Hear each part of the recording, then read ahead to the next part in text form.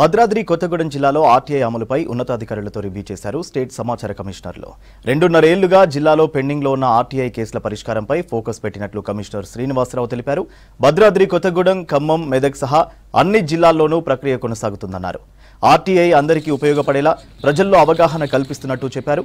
అంతకుముందు కలెక్టరేట్లో జరిగిన వన మహోత్సవం కార్యక్రమంలో కలెక్టర్ జితేష్ వి పాటిల్ ఎస్పీతో కలిసి పాల్గొన్నారు. ఆర్టీఐ కమిషనర్లు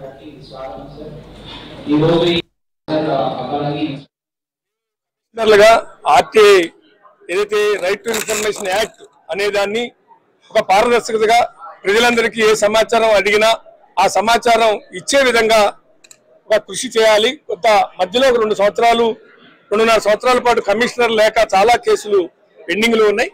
ఆ కేసుల్ని త్వరితగతిగా మరి పరిష్కరించాలి, హీరింగ్స్ కండక్ట్ చేయాలి అంటే it is better go to districts అని అనుకున్నాం. జిల్లాలకు పోయి జిల్లాల్లోనే ఆ కేసులు హీరింగ్స్ ని కండక్ట్ చేసి అక్కడే ఆ కేసులు క్లోజ్ చేయాలి అనేటువంటి ఒక రోడ్ మ్యాప్ తో ఇవాళ మొన్న మెదక్, ఇవాళ ఖమ్మం, భద్రాద్రి కొత్తగూడెం, రేపు ఖమ్మం, ఇలా అన్ని జిల్లాల్లో కూడా మేము కండక్ట్ చేస్తున్నాం. అట్లాగే ఒక ఇంటరాక్షన్ సెషన్ కలెక్టర్ గారు చాలా గొప్పగా ఇవాళ భద్రాద్రి కొత్తగూడెం కలెక్టర్ గారు పాటిల్ గారు చాలా గొప్పగా ఇక్కడ ఆర్గనైజ్ చేశారు. ఎందుకంటే కొద్దిగా ఈ మధ్యకాలంలో స్తబ్దత ఏర్పడింది.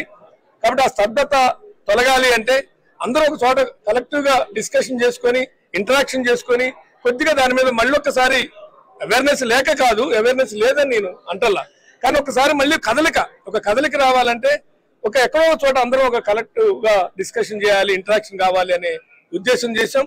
కాబట్టి